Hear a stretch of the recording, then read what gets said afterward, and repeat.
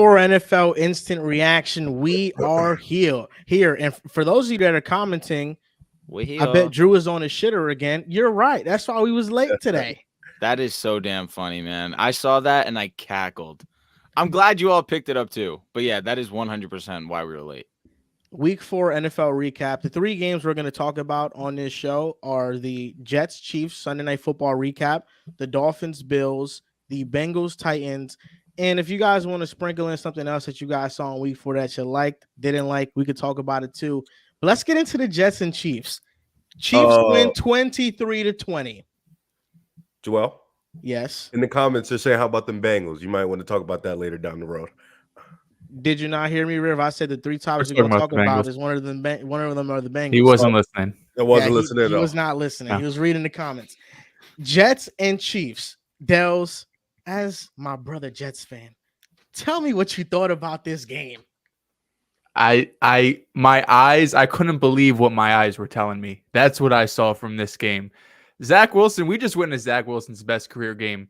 It was something that I did not think Zach Wilson had in him. I did not think he was able to do this. I did not think he was able to play at this level of quarterback. And we shit on Zach Wilson a ton. I have shit on Zach Wilson a ton. So I need to give him every ounce of credit he had against his Kansas City Chiefs game. You go down 17-0 off rip. It's a blink of an eye. It's 17-0. And I'm sitting here thinking, are we going to be the next team to let up 70 points? Because we couldn't stop shit. We could not stop the run game. Patrick Mahomes was doing whatever they want. They were going up and down the field. Offense goes 3 and out. And Zach Wilson looked like the guy coming out of BYU that was the number 2 overall pick. He had confidence. He was throwing to anticipation. He was trusting what he was seeing. He was sitting in the pocket. He wasn't rolling out too early. He was stepping up in the pocket. Almost all of the problems that we talk about Zach Wilson having, it felt like overnight it just flipped. And he was good again. Well, maybe not again, but he was great for this game. Not only was Zach Wilson great, Nathaniel Hackett, my God, Nathaniel Hackett had one of the best games I've seen from an offensive play caller in probably the last 3 or 4 seasons from the Jets. Same thing with Zach Wilson. All of the shit we talked from about the Patriots game, about the Cowboys game, even the Bills game to an extent, where it's run on first down, run on second down, 3rd and 8. All right, Zach, get a first down. It's not going to work. That's just not going to continue. You're not going to be able to continuously pick up first downs and extend drives like that. But this game, coming out, play action, rolling out of the pocket, first down passing, second down passing, not giving the ball to Dalvin Cook 30 times during the game, and he averages 2 yards a carry. Nathaniel Hackett had an amazing game. I love to see Jeremy Rucker get involved. I think he's someone that, as the year goes on, is going to get more and more involved in this game plan. We saw Xavier Gibson get some touches. Some things that they were talking about doing that they didn't do, we saw it in this game. And it's almost the complete opposite from week 1, where it felt like you won the battle but lost the war. This game feels like you lost the battle, you lost the game. But if Zach Wilson, I'm not expecting this every game, but if Zach Wilson could give me 70% of this, this is all we need. I do not need Zach Wilson to outperform Patrick Mahomes every game, but I can't have him throwing 3 interceptions against Dallas or having a game like New England where he's scared to throw the ball. Zach Wilson looked phenomenal. This Jets offense looked great. They lost the game, but you got Denver coming up next week, Philly after that. All we said was if you get past these first 6 weeks and not be completely in the hole, we're probably still looking at 2-4. But the schedule lightens up considerably after the bye. So as long as you're not 1-5, 0-6, this Jets team has a chance in the second half to rattle off some wins and make a playoff push. Ooh. The Jets got a chance to make the playoffs, Dehls. The world was showcased tonight how elite this Jets defense is. We contained Mahomes, got constant pressure on Patrick Mahomes. We forced him into 2 interceptions. Could have been 4 because CJ Mosley dropped one. And then the last drive of the game, when we got an interception, they called it back because it was defensive holding on Sauce Gardner. And it was a BS call. Even if you think it was a hold on Sauce at that point in the game, I now empathize with Eagles fans in the Super Bowl. That was ridiculous. That was a ridiculous holding call. But nonetheless, the story about this game was Mr. Zachary Wilson. It doesn't take much for me to be impressed with Zach Wilson. If he's smart, I think it'll smell good. Zach Wilson is somebody that tonight versus the Chiefs played so great, 245 yards, 74% completion percentage, 102 passer rating, 2 touchdowns. The second touchdown when he threw it to Conklin, when he threw it to Uzama, the 2-point conversion, the heart, the audacity, him getting into the end zone, converting that 2-point conversion. It's a shame it ended on that bobbled snap that he had. That was the last Jets offensive drive of the game. But Zach Wilson showcased to me that he's getting better. Last week versus the Patriots, he had 0 interceptions. In previous matchups against them, those have been his worst games of the season. And he follows up that performance by playing the game of his life on primetime in front of the entire world against the Kansas City Chiefs, who I admire and respect their defense greatly. We're talking about a Zach Wilson who next week could get up to the Denver Broncos in Mile High. He could torch that defense, boost that confidence. And if Zach Wilson has a confidence, our defense is playing lights out, Hack is calling good plays, we're going to be a team in the hunt for the NFL playoffs. And I'm just so damn happy for Zach Wilson, man. Zach Wilson had the game of his life. Riv, do you want to go, bro? Or Yeah, sure, I'll go, man. It's funny because we talk about Zach Wilson probably 50 times, and this is probably the first time in a long time it's been positive. And I think that's good. Like, I haven't heard Dehls say anything positive about Zach Wilson in such a long time. To me, he looked more relaxed, man. The fluidity was there. The pocket presence was there. He was going through his progressions faster than we've ever seen him do it. He just looked so much better and comfortable. And that's something you want to see in a guy who's probably going to start for the rest of the season. The defense was able to play great. After that first quarter, they tightened up. They got pressure on Mahomes. The secondary was great. The linebackers was great. Mahomes also, on the other end, he didn't look too well. He made some bad decisions in the game. They had a couple turnover-worthy plays. The offense looked a mess. Pacheco was great, though, so you got to give that love to Pacheco. He was probably one of the reasons they got this W. But the Jets was in this game. We all expected, I remember we all expected this to be a blowout, but the Jets fought back after the first quarter, had some adversity, got back in the game. And I guess the question or the thought process in Jets fans is, okay, you showed us this against the Jets. You haven't showed this all year. Can you keep it up? Is this a consistent thing? Do you have this in your bag? Can you pull this out the touche and have this for the rest of the season? That's what you need, because like you mentioned, you're not all the way out the playoff hunt because it's still really early. You still have an opportunity to grab hold of it. And with the way the AFC is looking, you can still rattle off a 7th seed, a 6th seed. But is Zach Wilson going to play this great? Is he going to even play good? Is he going to even be a game manager? And that's all you ask from Zach Wilson at this point, because we've mentioned time and time again in the summer, this is a championship defense. This is a defense that can win you some games, keep you in games, keep you extremely close, and all Zach has to do is make a couple plays here and there. But shout out to Zach. He played a great game. Sunday night, the lights were bright. Taylor Swift was at the game. So, everybody in the world was watching the game. And he chose today to be like, nah, I'm fucking here. And I'm one of them ones. So shout out to Zach. Shout out to the Jets. We got to praise our almost W. And, of course, shout out to the Chiefs because they still managed to get that win in an ugly, ugly game for them. if you would have told me before this game started that Zach Wilson would throw the ball 39 times and this would be a 3-point game, I wouldn't believe you.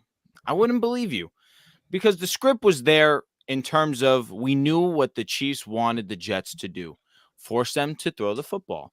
And that's exactly what the Jets were committed to doing around the halfway point of the second quarter. And of course, the third quarter until that last series where Zach unfortunately fumbled.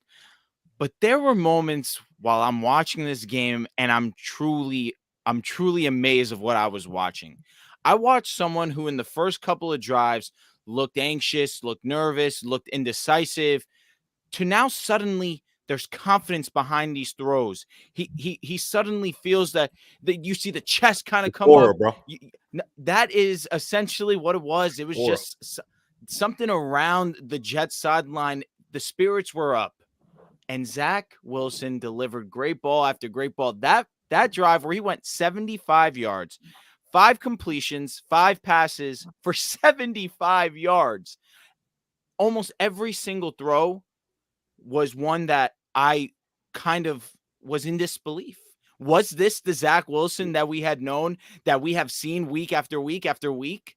I was so confident that the Jets were going to lose this game by 2 touchdowns. I put a good amount of money that they would lose. And at a point, I was happy that this was a good game because I was watching a guy who had gotten beaten and battered week after week by not just the players, but of course, media, finally be the guy that there was expectation for, that finally that he could kind of fill those shoes of how he was selected for. I saw a flash of that. But again, a loss is a loss. And unfortunately, if you're a Jets fan, you take some positives from this, but understand it is the Kansas City Chiefs. Yes, you did almost come away with this, but at the end, of course, you fumble the football. That's back to Zach being Zach, and it's unfortunate, but it was great to see the players on the sideline lift his spirits up, understand that he had done so much great in the game that you can't look at one strong negative and really allow it to impact your view of how Zach Wilson played this game. Yeah, the comments are going to joke at you guys saying this was a career game, but in reality, it was against one of the best teams in the National Football League. You did lose, but there's some positives to take away. And people are going to clown the Jets too. Starting this year 1-3. You look at their next 5 games, fellas. They've got the Broncos, the Eagles secondary, which obviously they trounced the Patriots, but we've seen some limitations there. The Giants, Chargers, and Raiders. This was the first time I saw Zach Wilson under pressure be accurate, confident, and really cool. As Riv said, he was kind of relaxed for the first time.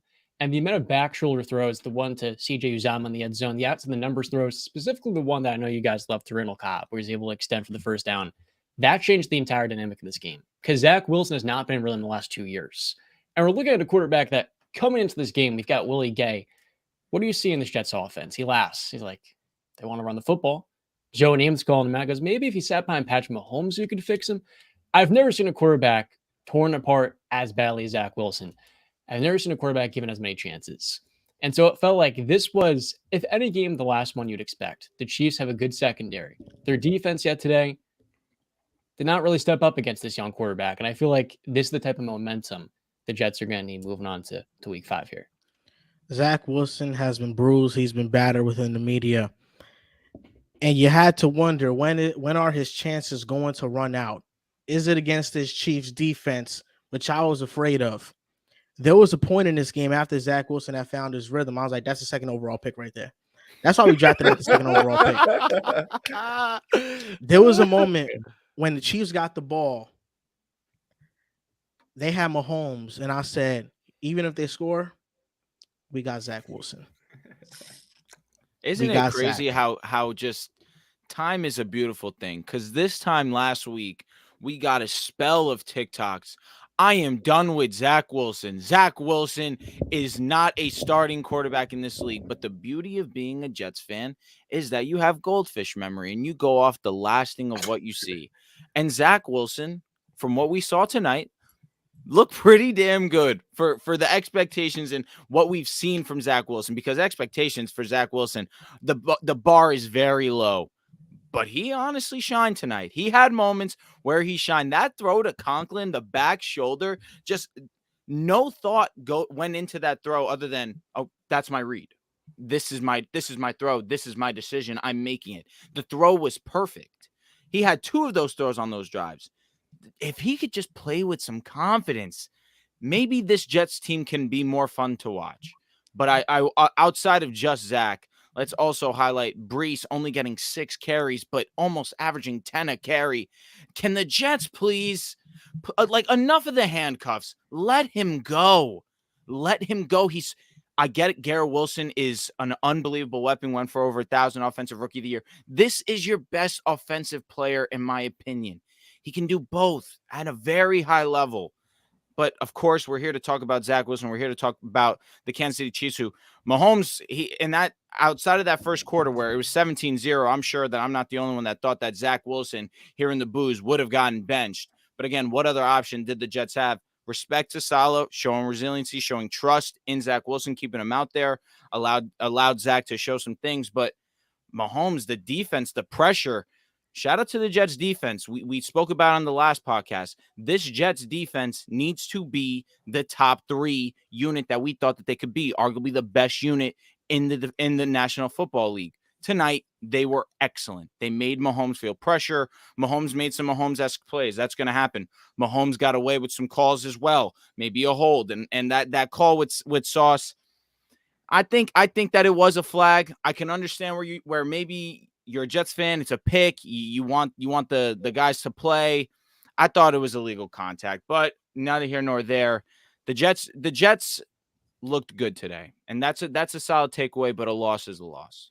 It's one of the first times in a while that you could say the passing game was so much more efficient than the run game, because I look at Breece Hall, 56 yards on 6 carries, but he had 1 carry of 43 yards. The rest was 5 for 13 yards. Dalvin Cook might be the worst running back in football. He coming into the game, he was averaging 2 yards per carry. He's up to 3.3. I'll take him from like 40th to 34th after this week. I'll be honest, Michael Carter should be getting significant playing time over him.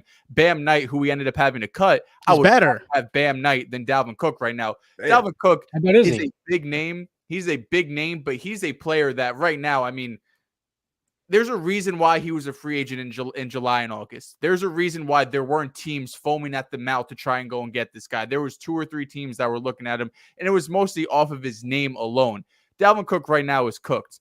No pun intended. But I would like to see Breece Hall get more opportunities in the pass game, right? You only had 4 targets. Like Drew mentioned, Garrett Wilson got his 14 targets. Once again, shout out to Nathaniel Hackett, because it's 9 catches for 60 yards. You're not always going to be able to beat defenses over the top, especially with, Zach Wilson had a great game. Let's see if we can do this consistently. But just being able to get Garrett Wilson touches, being able to get him those 14 targets, because that's something that we've been missing for the first 3 weeks of the season. We're saying we have a guy that has a top 10 talent at wide receiver, and we're not getting him the ball. So shout out to Hackett fixing that. The next step is now get Breece Hall more involved, because if he didn't trip over Conklin or Uzama, whoever's blocking downfield, he might have cribbed that 60, 70 yards. So he has the ability to. Everyone on this team knows it. But I'm hoping now going forward that they're going to be able to, and this should open up things for the run game too, to be fair, right? Because especially last week we saw New England's going to put 8 guys in the box. It's impossible no matter who you're running with. It's going to be very difficult to get, explosive plays, pick up more than 2-3 yards a carry. If Zach Wilson's able to play like this, the running backs can feed off it. There should be holes there. So going forward, if Zach Wilson's able to play like this, once again, we need to see it consistently. But this is the highest you could possibly be on Zach Wilson over the last 2 years. I was hopeful.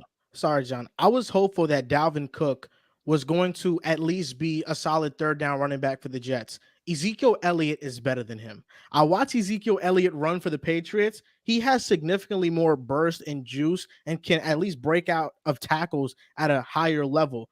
To what Dehls mentioned about Zach Wilson, the good thing is that the performance he showed, at least it's there. Like with some bad quarterbacks, they don't ever have good performances.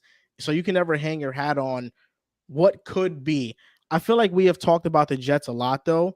And I do want to give credit to the Chiefs, because the Chiefs are a team that they know how to win in the ugliest ways. They're a team that is the best at winning in ugliest ways. Mahomes has 2 interceptions, doesn't have his best game. He still makes timely plays in the 4th quarter on the last drive of the game. I understand people will point to the holding call, but Mahomes rushing for 25 yards on the scramble, Mahomes on 3rd down at the goal line, rushing for a 1st down, getting down. The discipline that this team plays with is better than any team in the league. They just understand situations.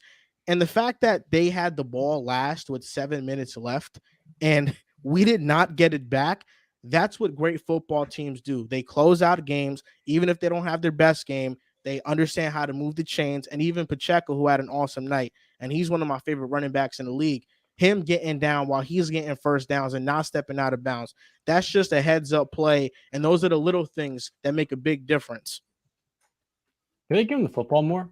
Like, Andy Reid obviously is the best quarterback arguably of all time. But Pacheco averages 6 yards a carry. Last year as a rookie averaged 5. And yet he only got 170 carries, about 9 touches a game.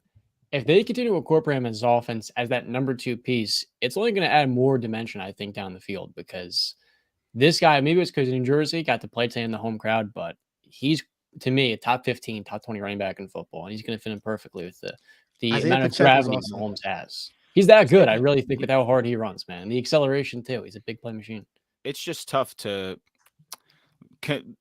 just decide we're going to give Pacheco 15 to 20 carries every single game. We're going to fit that into the game plan when you do have Patrick Mahomes. And so essentially to what you're saying, I agree with you. Pacheco is a great talent, but to continuously give consistent reps to Pacheco in this offense, it's difficult. But when you find a game plan and you find a script that best fits Pacheco, I trust Andy Reid and company to ensure that they're making the right decision. The Bills beat the Dolphins 48-20 today. Josh Allen went nuclear. He went God mode. The Dolphins, the defense was bad. I didn't think Tua played very well, honestly, either, you know. Riv, what do you think about this game? The Bills, Josh Allen, you're the only one to pick them at the table. How do you feel about this victory? First of all, this is what I really came up here for today. You know, I went home. I'm here for one reason. We was at dinner. I was like, nah, Grandma, I got to get home. I got to get on this episode tonight because it's just been a lot of disrespect on my boys. You know, my boy Dehls, got to start with Dehls. You know, Dehls was just, you know, he was feeling the Dolphins offense. He didn't give too much disrespect. You know, he just picked Miami, thought the offense would be on fire. Joel, with him, I don't know. Maybe he did try to jinx him. Maybe he didn't.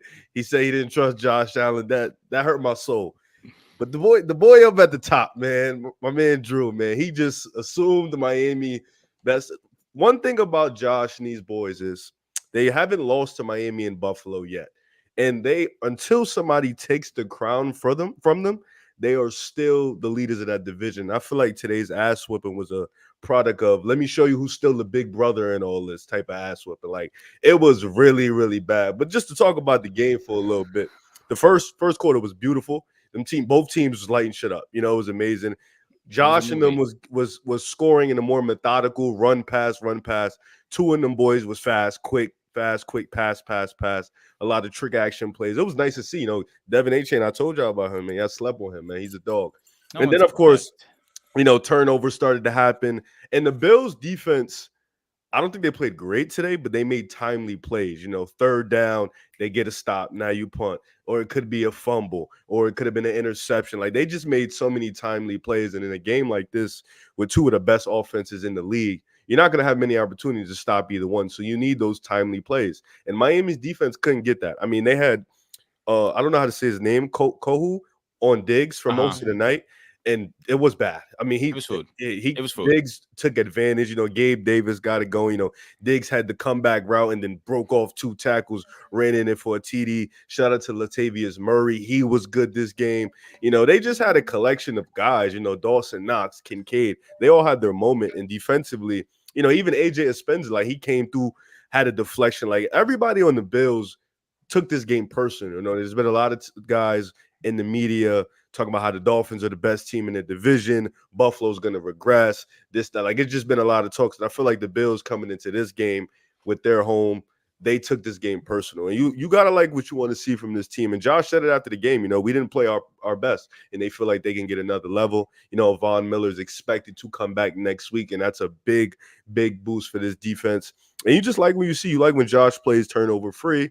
You know, he plays loose. He's electric like that. And you got to just be proud of what the Bills did. So shout out to them for this performance. Miami's defense does need help. This secondary is dog shit. You know, they didn't really get on the way, bro. They didn't get much pressure on Josh Allen at all that game. You know, Josh was pretty much either he had 35 seconds in the pocket or he was able to just find guys open. This secondary needs insane help, like insane. And I don't know if Ramsey is going to be the guy to completely just halt that because Gabe was open, Knox was open, like everybody was open. So they need to make a trade or find something to fix that secondary because I think that's the thing that would hold Miami back from a championship or even AFC championship berth is this secondary. Yeah, the defense has been terrible. Worst in success rate, second worst in passing success, third worst in rush EPA and success, number 21 in passing EPA, number 26 in EPA per play. The defense has been horrible, but let's give some credit where credit is due. Josh Allen, understanding that it is a division game. You're right, Riv. There's been some conversations, me being one of the leaders of them. The Dolphins, this is their year. This is their division. At home, they handle business. And as someone who still feels very firmly that the Dolphins will win this division, you can still sit back and respect a division game, especially on the road. Josh Allen and company played a flawless game. 21 for 25, throwing for over 300 yards, 4 touchdowns. One of the most efficient offensive performances that you could see from a team. They executed a perfect game plan. On top of where I did state some facts, this Dolphins unit is not great defensively by any means. Defensively for the Buffalo Bills, they were getting a great amount of pressure on Tua. That's the weakness of this offense, the offensive line. And up until this point, Tua has been able to make his quick reads, especially when he's feeling pressure, and continuously move the ball downfield. He had one of the lowest sack rates in the National Football League. Today, he was sacked 4 times. The Buffalo Bills executed a great game plan on the defensive side of the ball as well, making Tua feel the pressure, forcing him to progress through his reads much faster than he has early on in this season. He had one ball that sailed on him, of course, that INT. It was a solid read, not a great read. I knew, because of course you look on the outside, you had Hill, and you figured that Micah would play one of the two. Maybe he'd play the deep ball. So he's looking at the tight end. Kind of just sailed on Tua, and Micah was just there to make the easy pick. Definitely would have liked that throw back. But overall, again, I give credit where credit is due. The Bills executed at the highest of levels, and that's what it's going to take to really lay a beat down against a team like the Miami Dolphins. They'll be back next week for sure. But regardless of that, again, credit where credit is due. Shout out to Pee Wee the Plug saying he's watching this in the Uber. Huge shout out to Pick a Side P. Get home safe, bro. Now listen, Drew. The Dolphins should bounce back next week. They got the New York Giants. I would hope they would bounce back next week. Oh, y'all play the Giants next week? Oh, okay. I would hope they bounce back next week. I think this game, my major takeaway from it was there's just a separation between tiers when we talk about quarterbacks.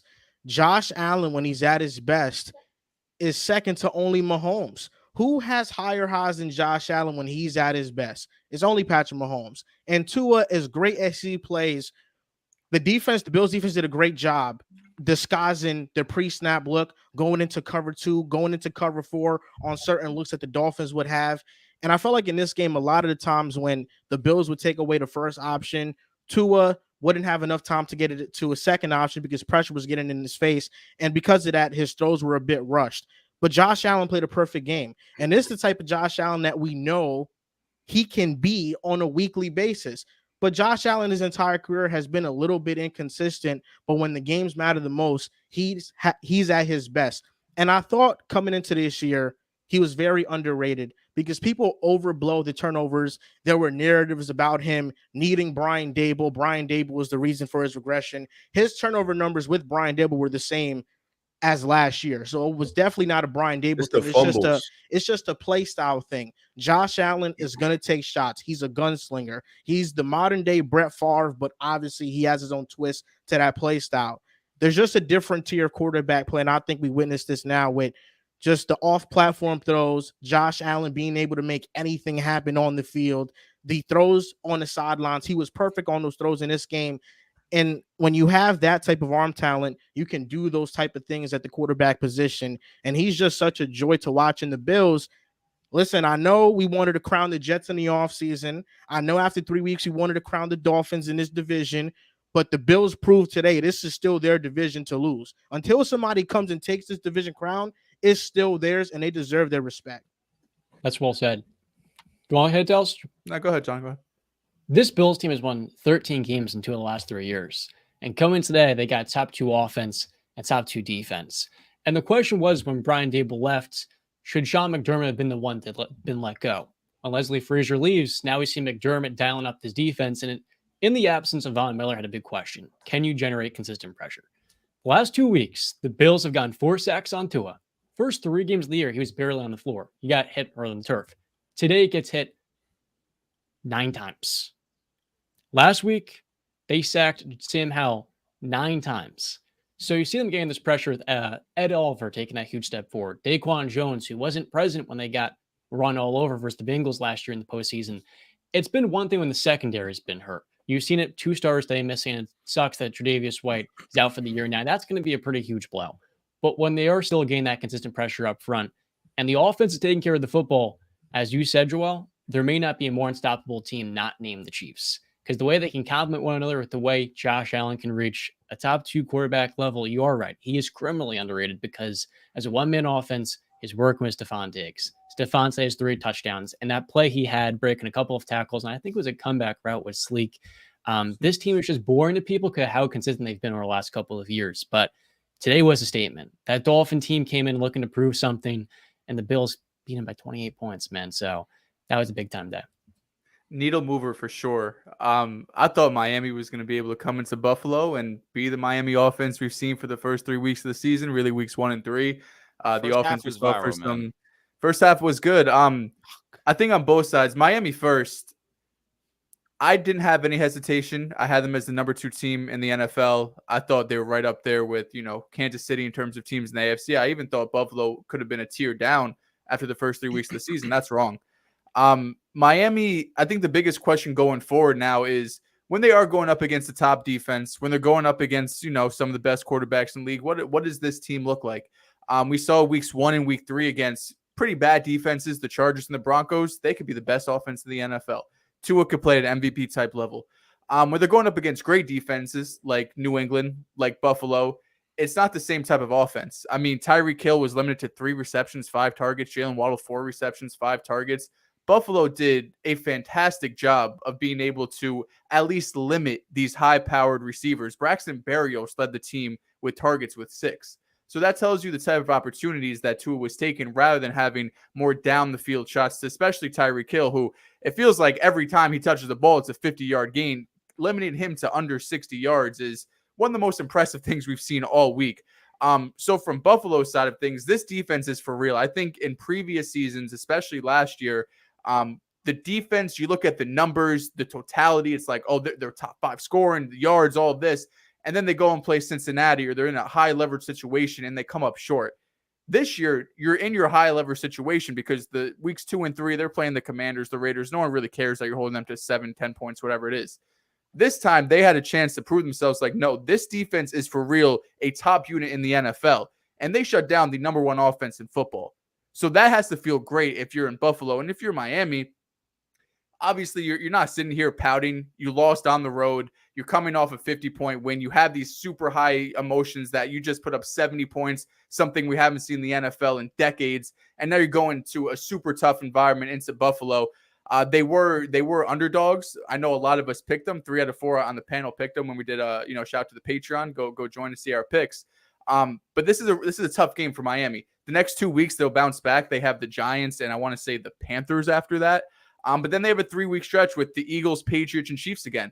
So these next 2 weeks, I'm sure Miami are going to win both of these games by 20 or 30 points. We'll probably hype them up again, but it's really going to be that 3-week stretch after that. Philly Sunday Night Football, the Patriots again, and Kansas City, where we could see, okay, now go up against a great defense or go up against another great quarterback. And now we could see, are you a legit team in the AFC or are you just beating up on bad opponents? That game with the Eagles, I'm a little scared because our secondary stinks.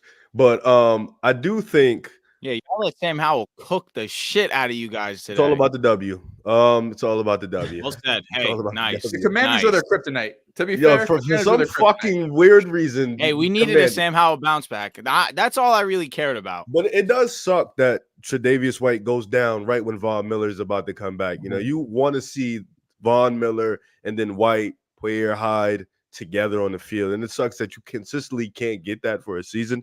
And I think last year when he went down, the Bills did a good job of kind of disguising that they were disguising him not being there, built up a good game plan. But of course, in the playoffs, the Bengals game, it seems like that's the only game people remember when they bring up this Bills defense. But I think, next week you get Vaughn back to get more pressure. They'll be okay in the secondary. They always find a way to make it work. But a lot of these games this year, like they play the Eagles, they play some tough teams. So it's gonna be for me, Miami and Buffalo for this division, back and forth, back. Like I think the Jets can still make the playoffs, but for the division crown, it's gonna be Miami and Buffalo.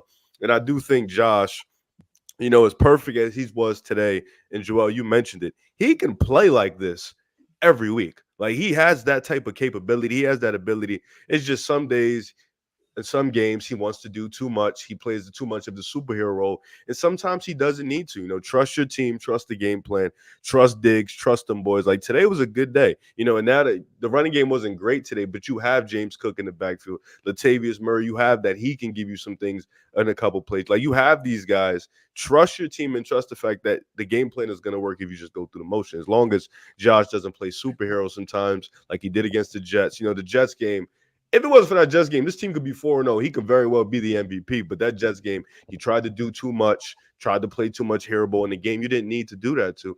And now, we're looking back, and it looks good for this Bills team. They got a couple games down the stretch that'll really test this team out defensively, but this is a great test, and they passed it perfectly. The great thing about the Bills is that they're not a man coverage heavy defense. So losing Trey White hurts just because he understands the defense. He understands what zones he needs to cover. But the Bills defense, you can have success and it can still be great if, one, they're generating pass rush consistently, and number two, if the defenders at least know where to be on defensive snaps.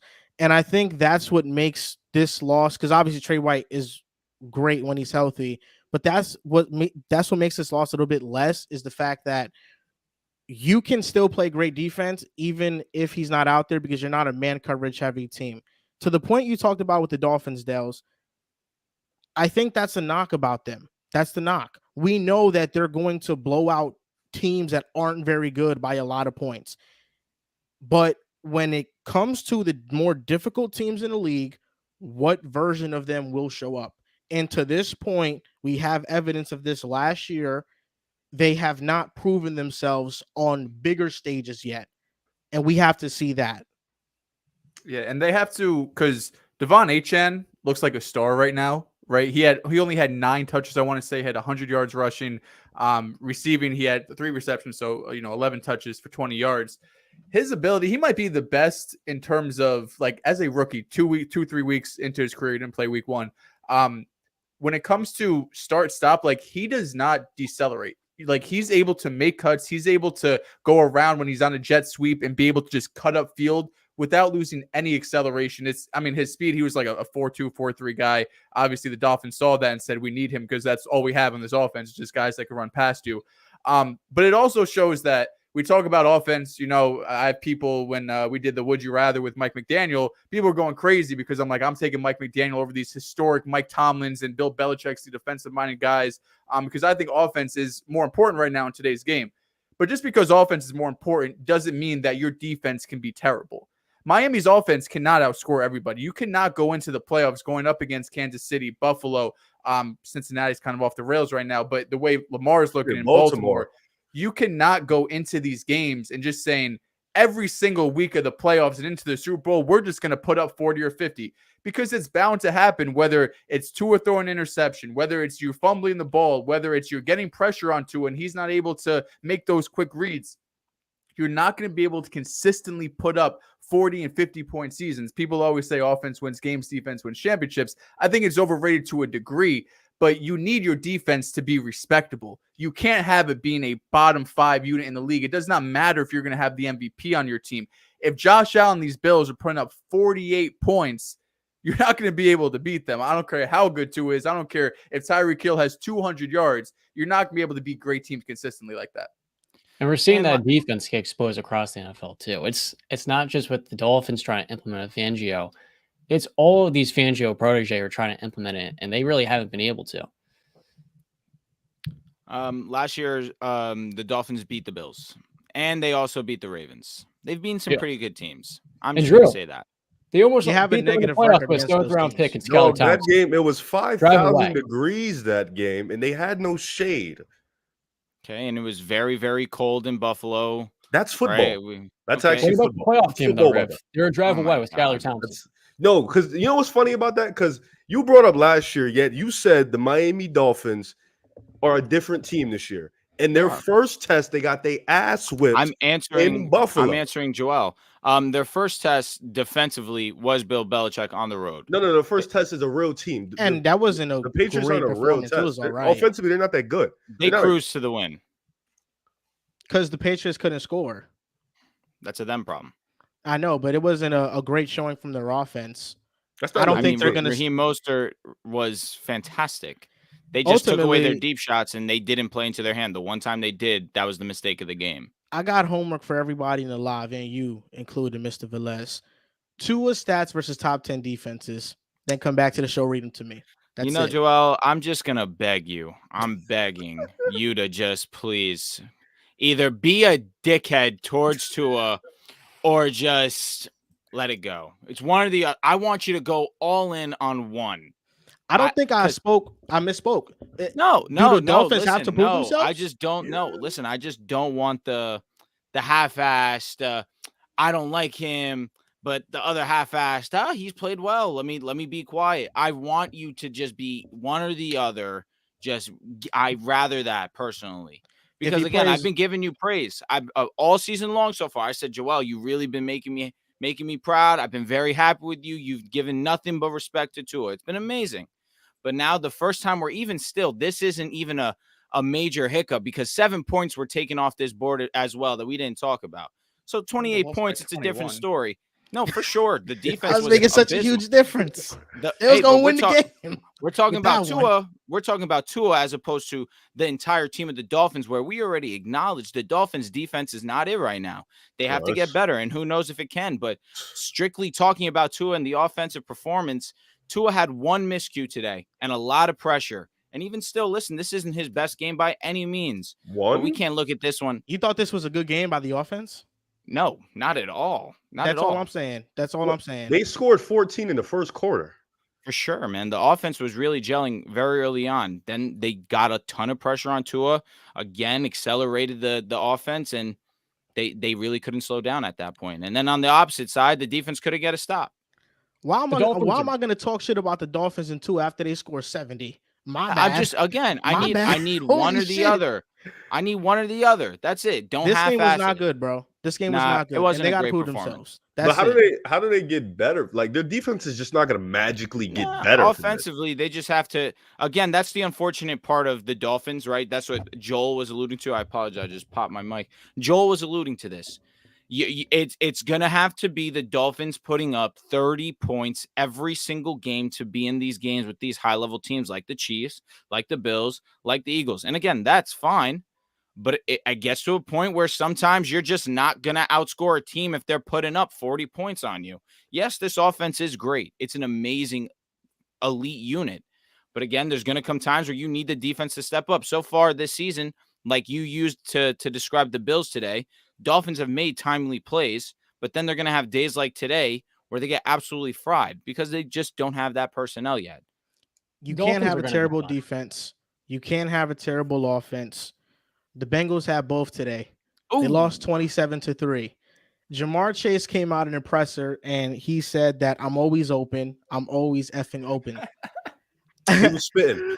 He was spitting. He got 9 targets today. It just seemed got unnecessary. looked. That He shit got- seemed unnecessary. He got 9 targets today. The question that was asked was, are defenses doing anything differently for you to, to disrupt your timing? And he just said, I'm always open. That's a wide receiver answer. I don't expect anything less from him. All wide receivers will always say they're open. Yo, Joel, What? do you remember when another guy named Joel Moran went up on pick aside and said 4 straight? Do you Four remember Don't do straight. that to him. Don't do that to 2 him. more. All right, listen. He's 2 already more. going through a No, tough it's time. 4. No, 4-0's done. It's done. He Hey, said 3 out listen, of now 4. 4-0's done. We can still shoot for 3-1. So now we're on to the next thing. That's it. Well, when it comes, I don't think this quote was a shot at Joe Burrow. I think this was just Jamar Chase saying he's always open. And I think if you would ask Joe Burrow, listen, Jamar Chase said this, that he's always open. Joe Burrow would say he's one of those guys that even when he's covered, he's still open. He's right. That's Jamar Chase because that's how great he is. The Bengals offense still can't get anything going. The first drive of the game was very good. It ended up being a field goal. They couldn't punch it into the end zone. But then after that, just drives that stall out. They were 2 for 9 on 3rd down. The rushing attack is efficient only when it's feeding off of the passing game. And right now, I think Joe Burrow is hurting this offense because he cannot create plays out of structure. I think it's just a wake-up call to all of us that in the modern day NFL, you need a quarterback that can create out of structure. And an example of that is the Buccaneers of this year versus last year. Tom Brady can win in a certain way, when he has a bunch of time in the pocket and he can go through his reads. The Buccaneers offensive line didn't give him time to do that. This year, it's a similar unit, but Baker Mayfield at least offers a little bit more athleticism so he can make off-structure plays occasionally, at least more than Brady can. And with Burrow not being able to escape the pocket, it's hurting this offense a lot. I think they should seriously consider not having Burrow play for a game just to make sure he heals that calf as soon as possible, because him being out there is not helping this team win. And the defense got torched by Derrick Henry, and Ryan Tannehill was making great plays off of play action. Just overall, it wasn't a good game from the Bengals. You No, know, it's time. It's time. Go ahead, Drew. I apologize, Joel. Wait, Drew, I'm so sorry. I don't mean to be a dick. I'm so sorry. Yo, this man said they're gonna win 14 games. Injuries ruined him. Rev. It is what it is. Sometimes you make some predictions. They're right. Oh, Sometimes you boy. make some predictions and they're terribly wrong. It happens. We've Hey, all been there. Listen. That being don't, said, don't be a party I'm- pooper because your Miami Dolphins got your ass whipped. Don't be a party pooper. Don't ruin my mood here. I'm throw my again, joke. like Don't ruin my mood, man. I said, Riv, sometimes you're right and sometimes you're terribly wrong. That being said, I'm a huge Joel V. Moran watcher on TikTok, and I watch essentially every single one of your videos. The one that really stuck out to me, it was almost immediately after the game ended, was talking about, this is it. This is Joe Burrow's last pass. So you gave him a pass after week 1. It was raining, sure. After week 2, you lose that game as well. We give him a pass on that one. Week 3, hey, you won the game, right? You weren't the reason that we won this game, but you won the game. Jamar Chase was excellent. The defense was solid. Evan McPherson was unbelievable. It was reminiscent of something else that's not coming to my mind right now. But week 4, the game that we all came together, Joel and I in the fantasy reaction, this is our start of the week. T. Higgins, this is our start of the week. This offense needs to torch this secondary. That is arguably, in my opinion, the worst secondary in football. And you can't get anything going? Joe Burrow, this is the number 2 quarterback in a lot of people's eyes, not just Mr. Moran's. The number 2 quarterback in the National Football League, and the offense is slacking. Now, I've been here, and I've given some slack to Joe Burrow. He's injured. A big part of his game is getting outside the pocket, extending plays, and making big plays happen in that regard. Now I'm here with you, Riv. Now, see, Riv, you like to jump the gun. You think I'm not with you, bro. Because you take too long, man. Hey, that's what it's about, building suspense. You'll learn that one day. Here we are. Now we're going to go into week 5, and here we are. Now there's no more passes. Joe Burrow, he's got to get it together. Now, what happens next week, Joel? If he comes out and the Bengals continue to lay a dud, not just offensively, but defensively, are we here having conversations about Joe Burrow, or are we going to continue to give him a pass because of his calf? Because I'm willing to keep doing it until we see him 100% healthy. But if you're not going to give him a pass, then, hey, I won't give him a pass either. Well, they face the Cardinals next week. That's not an easy opponent. The Cardinals make things tough. It's really not an easy opponent. That being said, the Bengals. This is why you gotta build suspense. The Bengals should win, though. So the sad. Bengals should win against them. Burrow is a talking point of everything Bengals because he just got paid the biggest quarterback contract in NFL history. But you need a team to be successful. And while I didn't think Joe Burrow was his best, he hasn't been his best the last 2 weeks. The NFL average for pass block win rate this year is 56%. The Bengals today versus the Titans in the first half, they were at 22%. They finished at 32% for the day, which means they were getting pressure on Joe Burrow all day long. When it comes to a secondary, of course, you have to have good players to be able to cover, but secondary stats are very reliant on pass rush stats. If you cannot get home, even a great secondary is going to look bad. If you can get home and win at the rate the Titans won today, your secondary will look great because the quarterback does not have time to make any reads. The difference, though, in years past is that Joe Burrow, when he's gotten pressured at this insane rate, he can roll out and make plays. But now he's restricted to really just staying in the pocket and not doing anything because he doesn't trust his calf. I'm still not giving him a pass. This was the last pass I'm going to give him because he just got paid big time money. He has to play better, and he at least has to be a reason the offense elevates. But with that being said, I think the experiment the Bengals have had on this offensive line has failed miserably. Last offseason, they signed La'el Collins. That was a bust. Alex Kappa and Ted Carls were really good signings, but they have been unable to get this tackle position right, whether it's been La'el Collins, Jonah Williams was a top draft pick. They signed Orlando Brown Jr. He doesn't look good. He's not a good player. He's a below average tackle. They have not been able to figure the tackle spot, and I think that's what's hurting this team. But Joe Burrow has to, no doubt about it, play better. And the Titans, their defensive line is one of the better ones in the league, man. They get after it. They got multiple players on that end that can get after it. But when you face a team like the Cleveland Browns, who have a great offensive line, you're not going to get home as often as you would against the Bengals. There you go, Rip.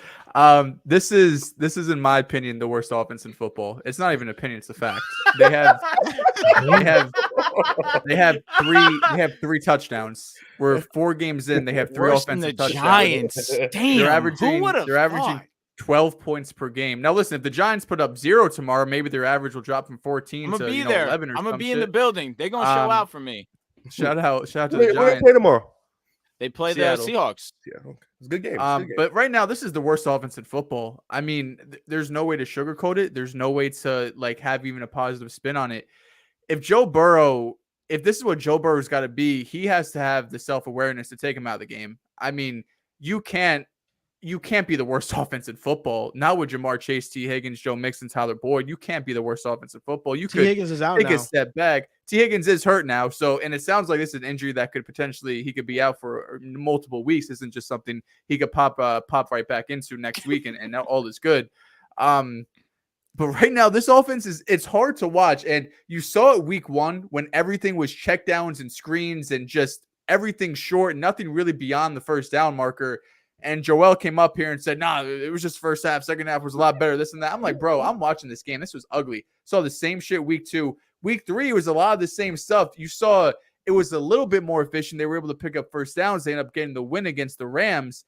But overall, if Joe Burrow is not able to move, this offensive line is struggling. Don't get me wrong. It's not just on Burrow. This offensive line, especially this game against the Titans, was terrible. So you could not have a mix of a bad offensive line and an immobile quarterback. That's a recipe for disaster. So if Joe Burrow, this is what he's going to look like. If his limitations is going to be this severe that he really cannot roll out of the pocket at all, it's time to get out the game. Whether he does it, whether Jamar Chase comes up to him, whether it's Zach Taylor, someone has to step in and be like, yo, we have a bye week coming up in a couple of weeks.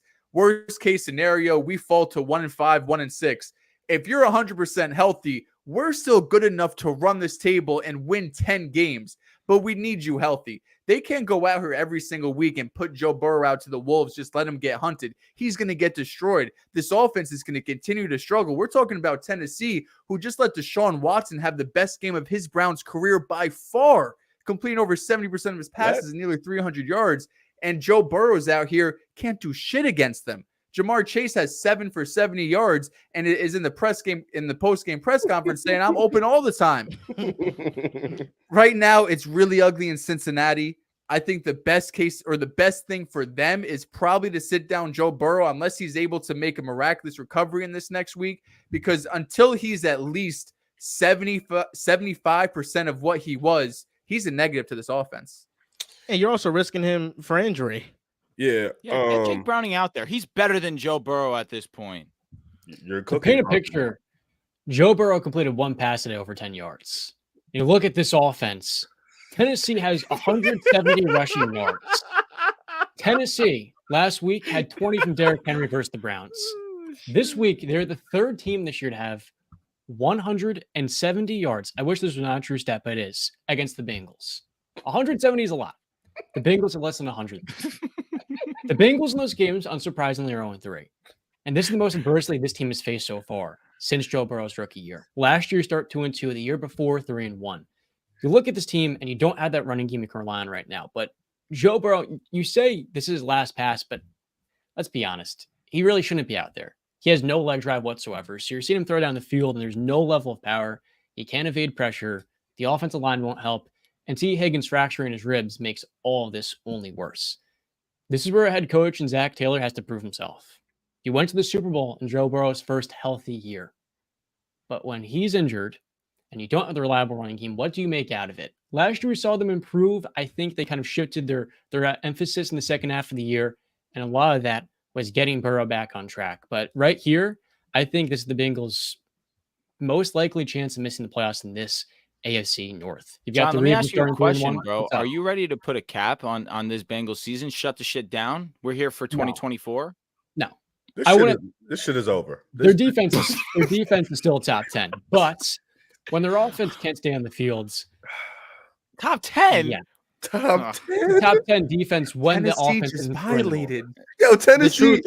truth is that you can never count on a team that has Joe Burrow. Oh That's the God, truth of cut it. the I'm shit. gonna That's the vomit. truth Cut of it. the shit. As long as And they the got worst Joe part- Burrow, they got a chance guys, every single week. That's The you know worst what, part about all Joel? of this You're is- back, and I respect that. And I respect and that. and Riv, if you want to talk all that shit and pick against the Bengals like you did when we had the Rams Monday night game and the Bengals whooped their ass. You picked the Bengals in this Whooped their game. ass is You crazy. ain't picked the Titans. You ain't picked the Titans, Riv. You picked the Bengals. Keep going. You know why I didn't pick the Titans? Because I didn't think they were capable of scoring 27 points. That's why I didn't pick. Yo, bro, let me explain something to you, man. You know, we laugh at Joe Burrow and the Bengals. First of all, hope Joe Burrow gets healthy. Get you well know. soon. T. Yeah, Higgins, get well soon. Get well, T. Higgins, and get well, Joe Burrow. Because I feel like at some point you have to have an accountability issue. Like, I'm not doing this team any good being out there with one leg. You know what I'm saying? I should probably sit down, get rested. You know, but they need to win these games. You know, this is a tough division. You know, you got to get these wins. This team without Joe Burrow probably looks insane. Now you lost T. Higgins. It's going to make it even harder for you to be out there with one leg without one of your best receivers. Also, to note, T. Higgins wants money. He has not played good at all this year before that injury. Future So New that's York all- Giant. That's also a bad thing. The offensive line is not good. You mentioned the defense is top 10. I haven't seen top 10 all year, so I don't know. Maybe they get back to They were that. good group. against the Rams Oh, I 16 mean, points, brother. against the Rams, and they against were the cool. Ravens too. They did those games They somewhat. were all right against the Ravens. They won nothing fancy, and then they just let the Titans score. Like, Derrick Henry had his best game of the year against the Bengals. Like, he was great. King's back, boy. And he's been, you've been waiting for that Derrick Henry jump soon because you don't want to see a guy like that start declining because Derrick Henry's so fun to watch. But this Bengals team, man, it goes as far, like most teams go as far as their star quarterback. It just is what it is. Mahomes, Josh Allen, Lamar. Like, you lose one of those guys, more than likely you're not going to win games. So even if Joe Burrow sits out, I don't trust Jake Browning to go in there. And now T. Higgins is out. I don't trust Jake Browning to go in there and win these games. Like, this team just lost to the Titans. This team is not that good. They scratched and clawed and begged for a win against the Rams. This team, the Cardinals, you mentioned it. They're this competitive team. That's not a game that you can comfortably say they'll win that game. I don't want to pick that game. I'm sick picking that game. And if Jake Browning comes in, that's definitely a game where you're thinking, they fuck around, not win that game. So, like, I don't know if this is a team you can say, oh, if Joe Burrow comes back, they're 1-6, they can run the tape. Like, I don't know at this point. Like, the AFC is so tough and it's so challenging. Every game, every week is a fight. I don't know if you can comfortably say that at this moment. I think the Bengals might be done for this year, bro. I'm sorry. It might be I feel over. comfortable if the Bengals, if they're 3-3 at the bye, I feel comfortable. If they're 2-4, then you panic. But if they're 3-3 at the bye, you give Burrow a week of rest. I feel comfortable. What are they, 1-3 right win now? these One next and two three. games. 1-3. So the next two are must win for them. And then what is it? Cardinals and who? Seahawks. Oh, okay. Two more House on the things. Seahawks. This is probably their last year at T. Higgins and Joe Burrow's last year in the rookie deal. So to say, oh, moving on to next year, like, no, this is like one of their prime years to win a Super Bowl at Joe Burrow. What's more, I said their defense was top 10. Y'all are like, are you stupid? They didn't I'm play not calling you well. stupid. come No, we're not on. calling you stupid, John. No, I know. It's what I would call hyperbole. It's a great word to use in the show. Hi. They were missing Cam Taylor-Britt today and Akeem Davis. I look at what they have been. Last year, they were a top 10 defense. And it's only because the offense is not staying in the field right now. We're seeing my Steelers. Dehls, you said this could be in contention, the worst offense in the NFL. The Steelers earned that crown, I think. Pittsburgh's But up there. the thing down with there, I guess. many shitty offenses is that they then cost their defense because their defense can't get a break. And so with the Cincinnati team, I'm not overly worried. But in this AFC, I am worried. So, John, question: when do you decide to get worried? Like, if they lose this week to the Cardinals, do you start panicking? Oh, no shit. Yeah. If you If start they 1-4 lose to the year, it's Cardinals, done. it's caked. It's Yeah. rat packing in. But here's the big thing now. Mhm. The Ravens are 3-1. In this division, it's always decided the last 2 weeks of the year. Always. And so if the Bengals can hover around 6-7, 7-7 by midseason, and the Ravens maybe have a couple of injuries, that happens. It's unfortunately a theme with them. I don't think you can count them out until those last couple of weeks, unless they're 3 games under 500 in October. Then I think They lose 7 games, they're not making the playoffs. Because now you're relying on tiebreakers, and they haven't done well against the AFC. You lose 7 games, you're not making the playoffs. They have to run the table after the bye week. They're That's 0-2 how in their they get division. into They're the 0-2 in their division They already. got the Niners and Bills, right? Is that the 2 Yeah, games those after? are 2 games that are They important. have they beaten the AFC team yet? No, they only beat the No. Rams. No, they only beat Yeah, the Rams. they've lost Yeah. twice in their division. They've lost to the. They have not won a AFC. Oh God, yeah, buddy. So if you're talking about them being 10-7 at the end of the year, or the Titans, who knows if they're 10-7, they get the tiebreaker and they Titans winning their they make the division, buddy. playoffs. I mean, they could. The AFC South looks pretty competitive right now. It The really Texans does. That's fucking won. hilarious. CJ Stroud did his thing. You know what I'm saying? Amazing CJ day Stroud. AFC South division, honestly. CJ Stroud, AR. Listen, Yo, I don't want to. question. Now that I'm actually thinking about it, anyone here pick the Texans to upset the Steelers? That was a you thing, gang member. That was a you thing. Did anyone here also pick the Colts to They lose? didn't win. Who picked the Colts to lose? He picked picked the Rams, right? Rams. He picked the Rams. Ah, fuck me. I thought that was in jump. Oh, you picked Drew, Allen. Drew the Nah, he only left- Drew he the left me, only man. one that won a piece of candy for every pick 'em he win. Ooh. Hey, when Wait, I'm here wait, alone, Drew, when I'm here alone, Drew. I'm gonna give myself my flowers. If this is what we're doing, Drew, who told y'all put the house on Fields having a great day today? Whoa, I'm here for that we too. saw it coming. Hey, Riv, listen to the Who fantasy said reaction. the Bills was gonna win? You did it. That was you. Yeah, he already gave himself the flowers for that. Come on, Joel, we catch up. Come Oh, on, here. it's and picker, one- man. and one more, of course. Who told y'all There we CJ go. Stroud was QB1? I'm trying to tell y'all. That's trust when you got Aura, bro. He has top 5 Aura, bro. I understood. We gotta who CJ start was. scouting off aura. Period. I'm not looking at no tape. Bro. I'm looking at your fits. I'm looking at your highlights, and that's how I'm gonna rank. Honestly, if we was doing that, Jalen Hurts would have went number 1 in his draft. Kid you not. Probably. Straight Aura. I want to save this for the podcast that we do on Tuesday. I want to have a Bryce Young topic, but sneak peek, that wasn't the correct pick at 1. Ooh. It wasn't. Yeah, I mean, 4 weeks. Who would you have picked? 'Cause you're allegedly now you're both guys. So who would you have picked? I would have picked CJ Stroud at 1 just because I thought he was more polished than AR, but AR is my quarterback 1 because of the physical and athletic tools. But Stroud and him were right there. I wasn't a big fan of Bryce Young. I wasn't. And now we've seen the limitations. It's up to you guys. What do you want to do? Do you want to do a would you rather on Lamar Jackson or a would you rather on Isaiah Pacheco? Oh, let's do it on. I'd rather do it on Lamar. Way cooler. But you know what? For vibes, because Pacheco just had a great game. Let's do Pacheco. How about we do both? It's a lot. Or they come back for the real episode, and we'll do the other one. Tuesday we'll do Lamar. We'll be in the studio. Right now we'll do the Pacheco one. Let's do it, man. Would you rather Hold on, Isaiah? sorry. Before you start, I apologize. John, I have that shirt, but I can't find it. Did you take it from me? This Yeah, shirt right here, I think Joel bought that. No, somebody bought that shirt for me for like my birthday. is it? Did you I got it take from my it? cousin. Oh, okay. So Who's your probably not. cousin? Did he snatch it from you from Vegas, bro? No, I didn't. I lost it way before Vegas. Okay. When you lose it, dude. I don't remember, but who's your cousin? All right. He's from PA. What are we doing here? Check. Ralph? What Here are we we go. doing? You I don't haven't know seen him, that- Riv. I haven't seen that shirt in so long, bro, man. I'm telling you. Big man Riv from asking who's your cousin, like you know him. Could have been somebody. John's you know? gonna say a name and be like, I have no idea who that is. It's just, all right, we're here. Would you rather Pacheco? Would you rather Isaiah Pacheco edition? I'm gonna mainly compare him to the players that were in his draft class because we know he was the last running back drafted. Brees Hall, Brees. Gotta go with Bruce, man. Brees Hall, James Cook, I'm I'll going go with James Cook. James. I'm going Cook.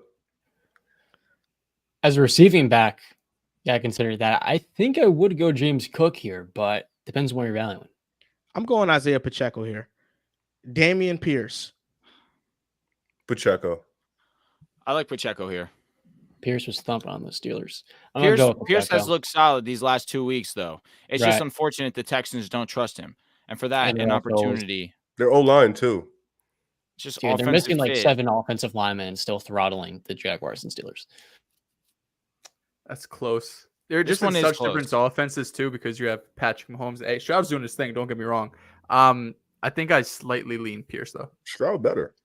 Pierce is a harder runner, but I think Pacheco is a hard runner and he has significantly more burst. I'm gonna go with Pacheco here. Rashad White. Pacheco. Pacheco. Rashad White's bad. Easy. Yeah, no, easily. He's in a terrible situation. Horrendous situation. Hey, they winning. I'm They going are with winning. Pacheco too. Najee Harris. Oh, God, Pacheco. Pacheco. Najee Harris might be the slowest running back I've ever seen in my life. I'll be Najee honest. looked this good shit- today. I'm not gonna lie. Yeah, he played one of his best games as a Steeler. Y'all He was are actually ass, breaking John. tackles. Average 5 We a are, carry. yeah. Respect him. It breaks my heart, actually, that Najee Harris is getting the heat that he's getting. He doesn't have burst. It's a shame. I'm gonna take Najee on this one still, though. I got Pacheco here. I would rather Isaiah Pacheco with that athleticism. And he's better after contact. He truly is. Brian Robinson. Ooh, he just Brian Robinson's looked great this year. I'll go Brian He has Robinson. looked good. He fake torched us today. He had some timely plays, man. I might go Brian. Oh, just fear. Yeah, I'm going Brian. I've seen enough. Man. This is close. I love Brian Robinson. I think he is in a similar mode to Damian Pierce, who he runs hard, but he has more burst. And you could see how he's really healed up from his injury last year after getting shot, unfortunately. I'm going to go with Brian Robinson here. That's my guy. I'm going to lean Robinson too. This one's tough as hell. He's had some great games. Fumbled at the 1 yard line today. Still was able to get into the end zone. 'Cause he That was coulda had so two. crazy. Facts. I'm gonna take B-Rob, but Pacheco definitely could catch up to him. Kenneth Walker. Ken Walker. Kenneth Walker. K9. Kenneth. I'm going to ahead, go bro. with Kenneth Walker. I was gonna K9. say, Bro, bro, it's you hesitating. really. He's Nah, nah. that guy. He's that It's guy. the funny thing about it is how different of last season the conversations around Ken Walker's name are to now, and not just Joel, of course. I looked at But the mostly efficiency Joel. numbers. I looked at the efficiency numbers. They were not good outside of his big blow up plays. That's really it. There was a stat guy. Travis Etienne. Travis. I'll go ETN. I'll go ETN as well. Very efficient. I don't think this is far off. I would lean Etienne, but I think Pacheco can break more tackles than him and has similar burst and elusiveness. Etienne can really go. He has wheels, but Pacheco is right up there, man. I think I'm going Pacheco. I've been underwhelmed with Etienne as a receiving threat. And that was supposed to be a bigger part of it. They gotta get him the fucking rock. That's not his fault. They need to pass it to him. Yeah, it's not. Yeah, And they the got- last one for vibes, DeAndre Swift. we DeAndre here. Swift. Dehls, we here, right? Swift. Swift, I'm going with baby. Pacheco. Pacheco Yeah, is better. you don't like winners. I get it. You know, We put you, The Chiefs just won a Super Bowl, you damn right they did. I hate that for myself. and Pacheco had a great Super Bowl game. He did. He was great. If we That's had Swift, Pacheco. we had Swift last year, we would have won. That's a Rutgers legend, baby. You better respect him. That is a Rutgers legend. He's playing at home in MetLife, did his thing. Couldn't stop fucking. Somebody up. said no Kyron Williams. Was he in the draft too? Really? Well, if He that's the might have case, been. we two take- years ago, right? Like, do we want to Yeah. include him so Yeah, we can he's all a fifth say rounder. Pacheco just out of Yeah. respect? Kyron's doing his thing. He Kyron has. He had a- got drafted over Pacheco. Sure. We can do Kyron Williams. Pacheco. I'm going with I don't Pacheco. think Kyron's that elite of a rusher. Had a solid performance against the Colts. Regardless, I still feel that he's not that great of a rusher. I'm going Pacheco. I'll go Pacheco too. Me as well. Kyron really got slept on though during the draft process. He was coming out of Notre Dame. The size and him as a runner was never going to translate, but he was always somebody that could block and that could catch passes. And he was slow, but he's found a role with the Rams. He's good. Yeah, I like pray Kyron. that Matthew Stafford's all right, bro. That shit got me fucked up. What's his injury? His ribs and his hip, something's going on. So his reading ankle? super chats and then we'll get out of here. Santos donated $2. No comment on this one. It's happened to Santos me before, man. he also donated on the last stream that Joel and I did. Just want to give him that love. Appreciate Shout out you, to man. Santos. Trevor Moore goes. Dehls, talk about the Celtics getting Drew. I know you going crazy. Bro, I'll I be was. honest. I saw that news. It broke me. I was hyped. Bro, I heard the news. I was listening. I was just at ESPN on before the game started, and I hear, oh, a Woj bomb. Drew Holiday just got traded. Bro, I jump off my bed. I'm looking for my phone. I can't find it. I see we get him. Then the next tweet I see Rob Williams. I was like, no. And I'm happy. It I'm broke happy. me. It broke me mentally. I'll be honest. The Celtics traded in you. Grant Williams, I don't wanna Rob see Will, Celtics win a Marcus championship, bro. Smart, and who is the other player? I'm missing somebody. Derek It was what? just- No, it's no, two no, first. no. They didn't trade him. Two They didn't first. trade him. Malcolm Brogdon. Hey, Malcolm Joe's that, Brogdon, Grant Will, Rob Will, and Marcus Smart for Drew Holiday and traded our pick, man. Porzingis. I know. Can you stop? So you guys can do whatever you want now. I don't Okay. give a fuck. Yeah, you traded it, buddy. All this to beat the PH3. Lakers. Puka Nacua. Puka, him. Legend. He's First insane. ballot Hall of Fame. He has nice hair. He's does. great. He's awesome. I got him. Shout out In, to Mauitron. I got him in 3 of my fantasy leagues. I put the house on him when I bid Let me for ask you, him. did you beat me in fantasy? I'm looking at it right now. I did indeed beat you 139 to 87. Never forget I picked. No. Never forget I picked CJ Stroud. Geno third Smith round pick. still has to play though for you. Dude, I'm getting fried. Dude, I got my bench. Baker Mayfield, I benched him. I benched Kyron. I benched Christian Kirk. Man, I Who'd benched you some bench good Kyron players. for? Aaron Jones. Okay. Come on, Dehls. I ain't no fucking casual. Just Kyron's been insane. So I was He thinking has. someone great. Joshua Uzodiki. Should I trade Puka when Killed Cup that. comes back? No. No. Unless you're getting like Weird package AJ him. Brown or some shit.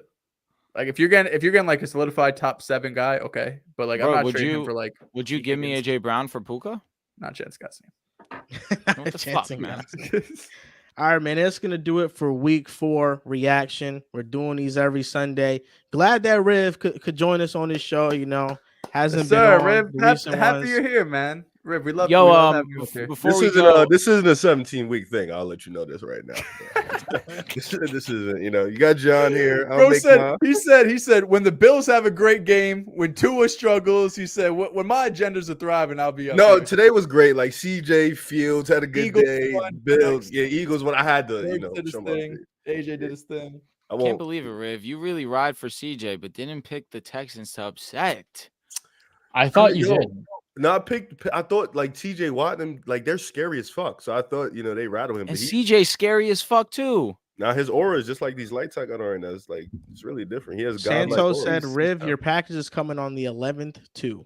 And hey, before we go, Show Riv, your what's the package, date? Riv. Riv, what's the date? Oh, it's October. It's coming It's soon. not, what's coming October? Riv Academy, man. I'm trying Okay. to I'll tell you what, We're here. Joel just did We're here. you dirty. No, I told He him just October. did you dirt. Yeah, you told us all October. Listen, I'm optimistic. I'm really hopeful. 30 days. That's just gonna Let's come the see. last Let's day see of if that happens. Make sure you guys like and subscribe to the channel. Also, Patreon. We're almost at 300. Once we get to 300, Dehls is wearing a do-rag. We are this close. I think 15 members away. You guys get to 300. It'll put a smile on our faces. It'll put a do-rag on Dell's head. Thank you for watching the live stream at night. We'll see you guys next time.